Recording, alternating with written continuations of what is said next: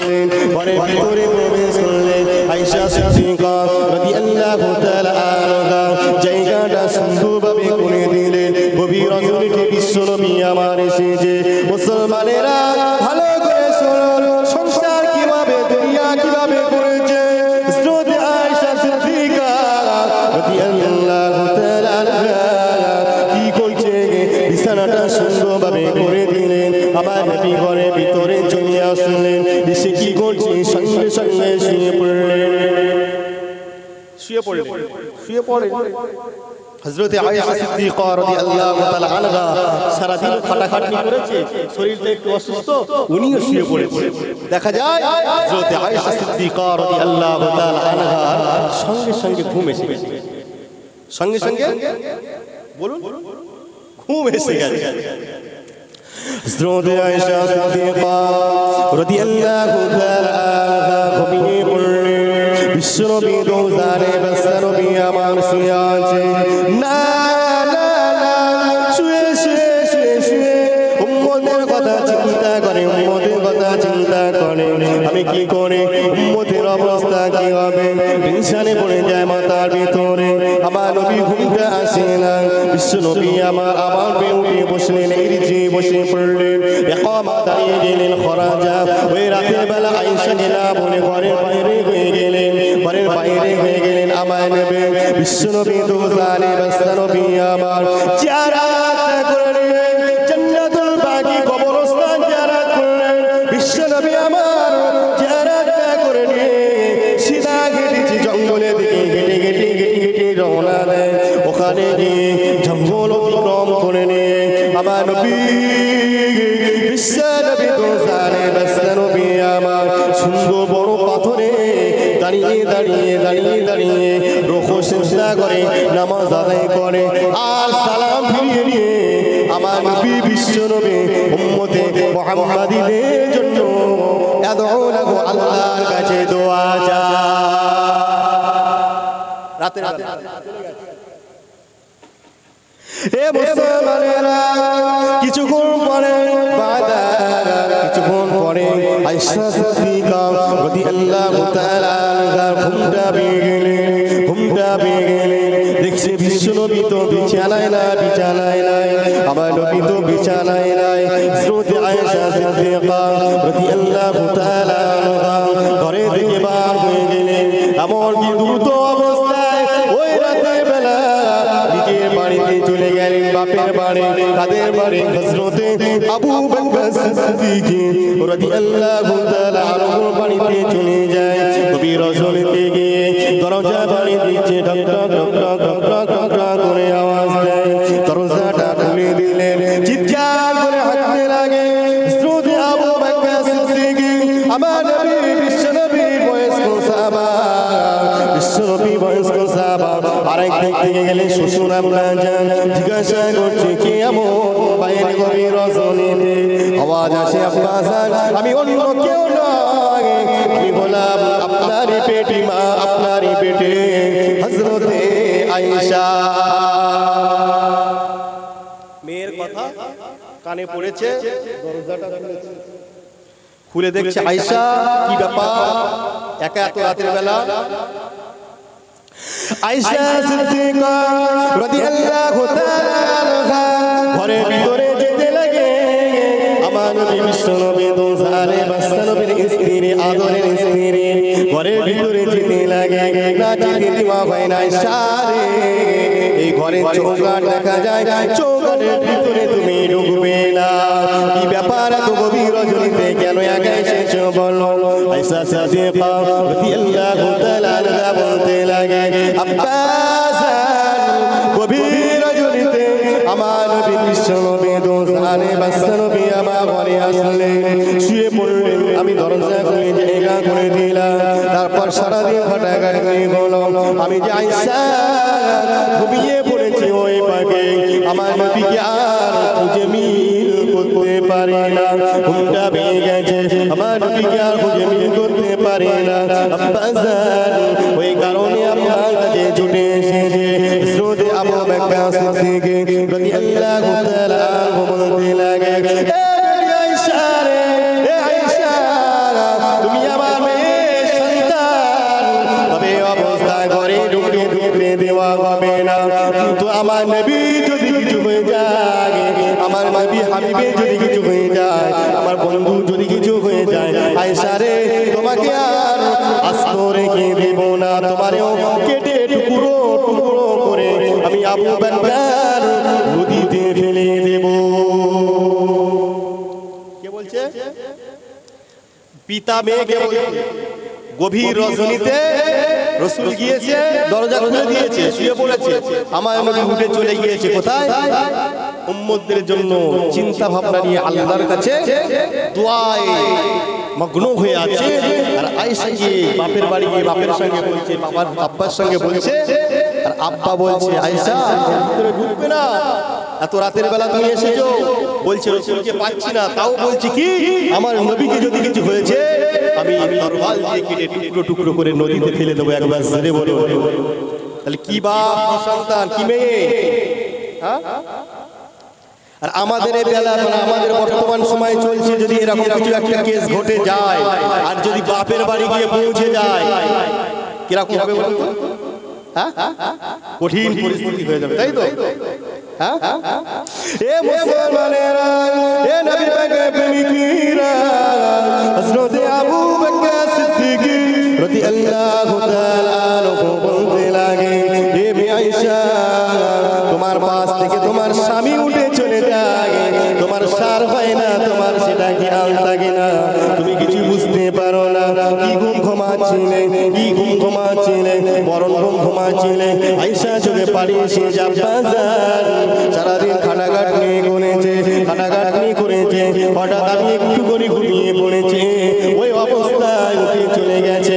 আমি বুঝতে পারি না, না জানি কাফেরেরা তুলে নিয়ে গেল নাকি কোন দিকে গিয়েছে খুঁজে বের করতে পারি না।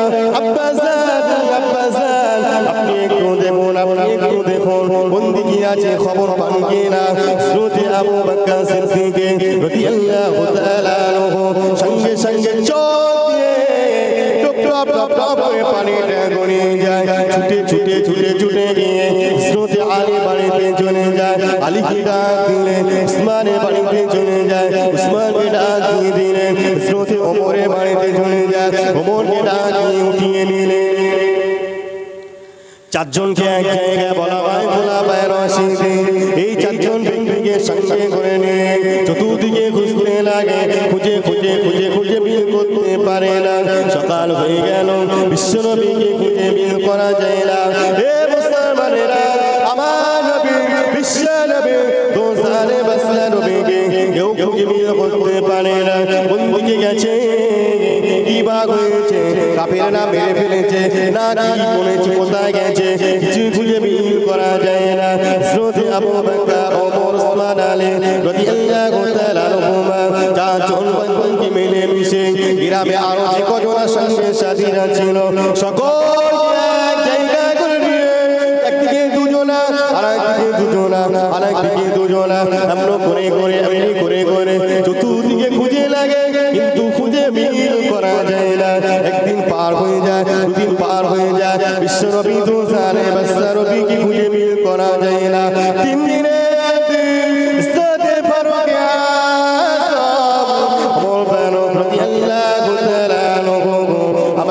বিশ্বনবী দোজারে বাসা নবী রাগী সঙ্গে। আমার নবী বলেছিলেন পৃথিবীর জমিনে যদি নবী হতেন আমার পরে আমার ওমর হতেন। বুঝতে পারছেন?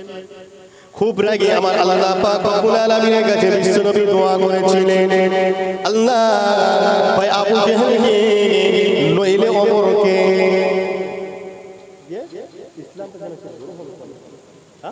নইলে খুব দুর্বল হয়ে আসছে, দুর্বল হয়ে আসছে।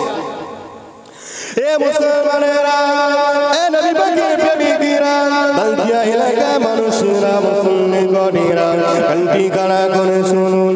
আমার নবী বিশ্বনবী দোজারে বাসা নবী আমার ধ্যান করছে, ইয়া রাব্বি হাবলি উম্মতি, ইয়া রাব্বি হাবলি উম্মতি। আল্লাহ আমার উম্মতিদের অবস্থাটাকে, আল্লাহ পাক আমার উম্মতিদের অবস্থাটাকে এমনি ভাবে কান্না করে। হযরত ওমর ফারুক রাদিয়াল্লাহু তাআলা আনহু একটু বেশি দিকে চলে গেলেন, একটু বেশি দূরে চলে গেলেন। হেঁটে হেঁটে হেঁটে হেঁটে হেঁটে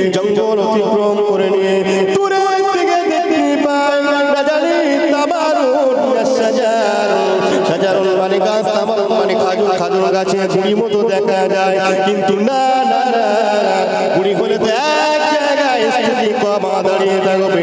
এ দেখছি রুকু সিজদা মতো উঁচু হয় আবার নিচু হয়। হযরত ওমর ফারুক রাদিয়াল্লাহু তাআলা আগিয়ে যেতে লাগে। হাতে আছে তরোয়াল, হাতে আছে তরোয়াল, রাগ হয়ে আছে, মাথাতে কাজ করে না, মাথাতে কাজ করে না। ওমর ফারুক রাদিয়াল্লাহু তাআলা হেঁটে হেঁটে গিয়ে দেখছে অন্য কেউ নয়, ওই জায়গায় দাঁড়িয়ে আছে, বসে উঠছে কেউ নয়, আমার নবী হযরত মুহাম্মদ রাসূলুল্লাহ সাল্লাল্লাহু আলাইহি ওয়াসাল্লাম। আরো কাছেতে চলে যায় হযরত ওমর ফারুক রাদিয়াল্লাহু তাআলা ওই জায়গা কি বলতে লাগে, ইয়া রাসূলুল্লাহ ইয়া হাবিবাল্লাহ হুজুর, আপনাকে আমরা কয়েকদিন ধরে খুঁজছি, একদিন নয় দুদিন নয়, কম বেশি 3 দিন অতিক্রম হয়ে গেল। ইয়া হাবিবাল্লাহ হুজুর, আপনি যে চলে এসেছেন আমরা মনে করি আপনাকে ইহুদি নাসারা খ্রিস্টানরা ক্ষতি করে ফেলেছে, বড় চিন্তিত আছে, বড় চিন্তিত হয়ে আছে। ইয়া রাসূলুল্লাহ ইয়া হাবিবাল্লাহ হুজুর, চলুন চলুন চলুন, আর এখানে থাকবেন না, চলুন, সকলে চিন্তিত হয়ে আছে।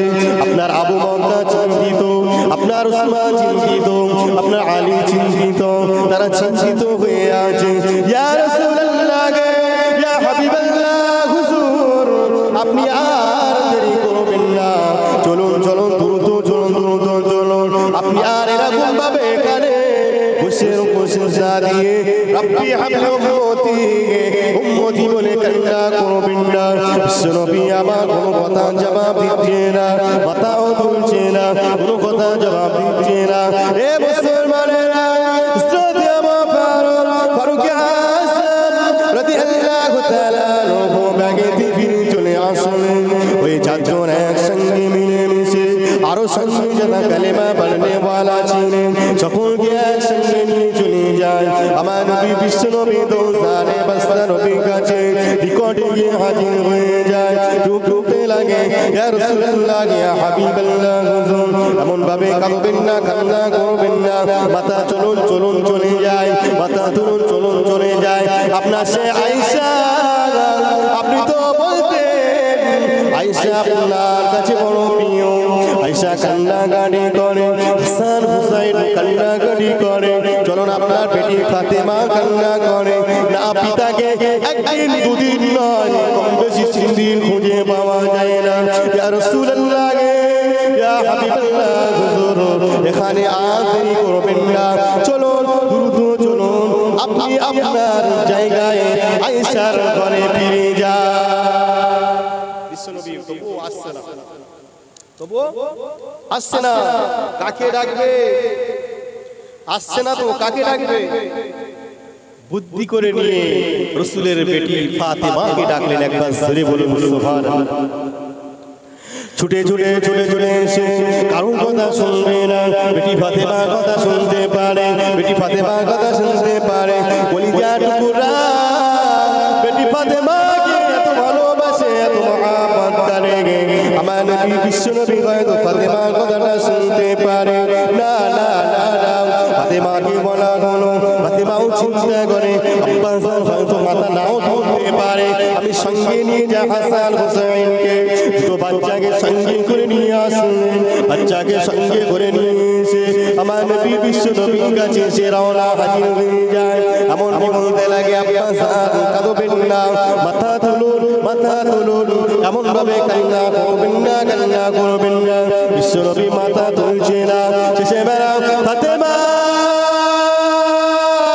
চিন্তা ভাবনা নিয়ে এক কথা বলতে লাগে, আব্বাস মাথা তুলুন, মাথা তুলুন, আপনার উম্মতিদের জন্য আমি ফাতেমা কথা দিলাম জানিয়ে দিলাম, যদি ইসলাম পাঠাতে গিয়ে টিকাতে গিয়ে যদি আপনার এই 2 ভাই হাসান হুসাইন কুরবান হয়ে যায়, আমি ফাতেমা কুরবানি করতে রাজি আছে, কুরবান দিতে রাজি আছে, তবুও আপনি এমন ভাবে কাঁদবেন না, মাথাটা তুলুন, তবুও কাঁদছে না, তবুও মাথা তুলছে না, কান্নাকাটি করে।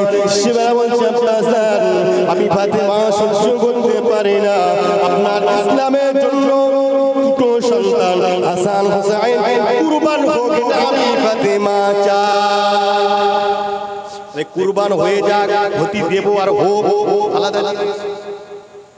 ফাতেমার মুখ থেকে জারি হয়ে যায়, কুরবান হয়ে যায়, জারি হয়ে যায়, জারি হয়ে যায়। বিশ্বনবী তো জানে বাদশা নবীর সঙ্গে সঙ্গে ওই চোখ ভরা পানিটা নিয়ে ফাতেমার দিকে তাকিয়ে চিৎকার করে বলে, হে বেটি ফাতেমা, হে বেটি ফাতেমা, কি বলছো, কি বলছো?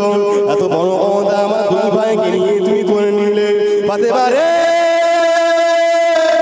একবার তুমি তাকিয়ে দেখো আসমানের দিকে, একবার তাকাও, তুমি যে কথাটা বলেছো সঙ্গে সঙ্গে আমার আল্লাহ পাক তোমার কথা কবুল করে নিয়েছে, মঞ্জুর করে নিয়েছে।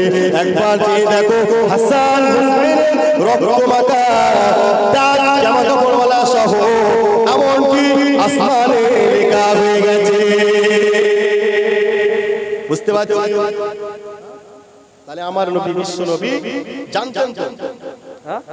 এখন কিন্তু অনেক মৌলানা সাহেব, মুফতি সাহেব উঠেছে, হ্যাঁ, অনেক তারা নিজেরা হাদিস কোরআন তৈরি করছে, হাদিস কোরআন তৈরি করছে। ওরা নূর মানে জ্যোতি, কোন জ্যোতি কিছু বলার দরকার নেই, ও দেখা দরকার নূর মানে কোন জ্যোতি, তারা একটা নাম দিচ্ছে, কিন্তু এক একটা নূর এক একটা জায়গায় লাগানো হবে, তাই তো নাকি? হ্যাঁ, এই লাইটটাকেও নূর বলা যাবে, লাইটটাকেও নূর বলা যাবে। মিনা যুলুমাতি ইলা নূর কথার অর্থ দুরকম, একটা হলো অন্ধকার জায়গা আর একটা হলো আলো জায়গা। যদি আমি এই যাই, একটা হলো মারপিট আর একটা হলো শান্তির জায়গা, হবে তো? তাই ব্যাখ্যা তো তাই দিচ্ছে, আমি তো পড়েছি, আমি না জেনে না বলতে বলি না, ব্যাখ্যা তো তাই দিচ্ছে। তাহলে একটা হলো অশান্তি, একটা হলো শান্তি, একটা হলো অন্ধকার, একটা হলো আলো। তাহলে মানে মানে জায়গা মানে মানে প্রতি জিনিসটা একটা সময় মানে মানে হিসেব করে এসেছে, বুঝলেন না? হিসেব করে এসেছে। এই যে 8টা কি 9টা বাজে, এই সময় যদি বলি বেলা দুপুর মানে 2:30টা বাজে, যেমন ধরা যাবে, তাহলে রাত আসলে মনে করতে হবে দিন আছে, শেষ দিন আসলে মনে করতে হবে রাত আছে, তাই তো? আজকে আপনারা সহজভাবে দুনিয়া করে সহজভাবে দুনিয়াদারি করে আজকে আমাদের নামাজ নাই, আজকে আমাদের ইসলাম নাই, আজকে আমাদের কোরআন নাই, আজকে আমাদের ভিতরে শরীয়ত নাই। দুনিয়া দুনিয়া দুনিয়া করে পাগল হয়ে যায়, কিন্তু না না, এই ইসলাম টিকিয়ে রাখার জন্য শহীদ হয়ে গেছে, ইসলাম টিকিয়ে রাখার জন্য কত শহীদ হয়ে গেছে। আমার নবী বিশ্ব নবী আমার নবী বিশ্ব নবী তাই একখানে যে ওয়াজ করছে, নসিহত করছে, ওয়াজ করছে, নসিহত করছে। ইকামা একজন সাহাবা দাঁড়িয়ে প্রশ্ন করেছিল, ইয়া রাসূলুল্লাহ, ইয়া হাবিবাল্লাহ, হুজুর আশরাফুল মাউতি মান হুয়া? বলেছি তো হাদিস, বলছে কি আশরাফুল মাউতি মান হুয়া? পৃথিবীর জমিনে আশরাফুল মানে সম্মানজনক, সব থেকে উত্তম মৃত্যুটা কোন মৃত্যু? ভালো মৃত্যু কোনটা? একবার জিজ্ঞাসা করে ওয়াহিদা, ইসনাদিতবার জিজ্ঞাসা করে, বিশ্বনবী কিছুই বলছে না। দ্বিতীয়বার আবার জিজ্ঞাসা করে, ইয়া রাসূলুল্লাহ, ইয়া হাবিবাল্লাহ, হুজুর একটিবার বলুন, একটিবার বলুন, আশরাফুল মাউতি মান হুয়া? তেমন কি পৃথিবীর জমিনে সর্বোত্তম মৃত্যুটা কোনটি? সর্বোত্তম মৃত্যুটা কোনটি? বিশ্বনবী রোজারে বাদশা নবী চোখ ভরা পানি টানে মাথাটা উঁচু করে সাহাবাকে দিকে তাকিয়ে বলে, হে সাহাবা, শুনে রেখে দাও, রেখে দাও। প্রথম যখন প্রশ্ন করো, যখনই প্রশ্ন করেছো যারা শহীদ হয়ে গেছে, আমার ওই শহীদ হওয়া সঙ্গে সাথীদের কথাটা মনে পড়ে যায়। দ্বিতীয়বার যখন আবার জিজ্ঞাসা করো, আমি রাসূলুল্লাহ, আরো ডিপলি ভাবে মনে পড়ে যায়, ডিপলি ভাবে মনে পড়ে যায় কেমন ভাবে তারা শহীদ হয়েছিল, কার হাত কেটেছে কার পা কেটেছে ওই চিন্তা ভাবনা করছিলাম। এ আমার সাহাবা শুনে রেখে দাও। দ্বিতীয়বার যখন তুমি প্রশ্ন করেছো আমার জবাবটা শুনে নাও, আমার কথাটা শুনে নাও। ওই সময় আমার নবী বিশ্ব নবী দু জানে নবী আমার কি বলছে, ওরে আমার সাহাবা আশরাফুল মাউতি হুয়া কতলা শাহাদায়ে। একটু জোরে কাদের কথা বলছে? কোরআন টিকিয়ে রাখার জন্য যারা জিহাদ করেছে, নামাজ টিকিয়ে রাখার জন্য যারা জিহাদ করেছে, শরিয়াত টিকিয়ে রাখার জন্য জিহাদ করেছে, কালেমা টিকিয়ে রাখার জন্য জিহাদ করেছে, যারা গিয়ে ওই জিহাদে মৃত্যুবরণ হয়েছে আমি রাসূলুল্লাহ জানিয়ে দিলাম ওই মৃত্যুটা হলো পৃথিবীর জমিনে, দুনিয়ার জমিনে আশরাফুল মাউতি হুয়া কতলা শাহাদায়ে। আরো জোরে বলুন ইন্নামা হারামা আলাইকুল বাইতা ওয়াত তামাল আমল খিনজির। আল্লাহ পাক রব্বুল আলামিন কোরআনের ভিতরে কি বলছে? এমন কি শুকরকে হারাম করেছে, রক্ত ঘোষ ইত্যাদি হারাম করেছে। না তাবুল মানে হলো রক্ত, এই রক্তটাও আমার আল্লাহ পাক রব্বুল আলামিন হারাম করেছে। আমার নবী বিশ্ব নবী বলছে এটাও হারাম। যদি রোজা অবস্থায় বেশি কেটে গিয়ে রক্ত বালবাল করে বাড়তে থাকে, ওই মুহূর্তে তার রোজাটা ভঙ্গ হয়ে যাবে, বেশি রক্ত প্রবাহিত হলে তার জন্য ওযু করতে হবে, কারণ ওযুটা তার নষ্ট হয়ে যাবে। ঠিক তেমনি ভাবে বলতে লাগে ওরে আমার সাহাবারা শুনে কি দাও, এই কোরআন বাঁচাতে গিয়ে যারা মারা গেছে, শহীদ হয়ে গেছে, এই নামাজ টিকাতে গিয়ে যারা শহীদ হয়ে গেছে, মারা গেছে, এমনকি দেখা যায় হাদিস কোরআন শরিয়াত কালেমা টিকাতে গিয়ে যারা শহীদ হয়ে গেছে, রক্ত মাখা জামা কাপড় লেগে আছে। আমি রাসূলুল্লাহ দাঁড়িয়ে বয়ান করেছিলাম, এলাকান করে দিয়েছিলাম ওরে আমার সাহাবারা শুনে কি দাও, ওদের গোসল দিতে হবে না। আমি রাসূলুল্লাহ জানিয়ে দিলাম ওই রক্তটাও তাদের জন্য হালাল হয়ে গেছে। আমি রাসূলুল্লাহ জানিয়ে দিলাম ওদের কি করবে, ওদের সঙ্গে নিয়ে জানাজা নামাজ সমাপ্ত করে নিয়ে কবরস্থ করে দাও। একটাই কারণ, ওরা হলো জান্নাতি।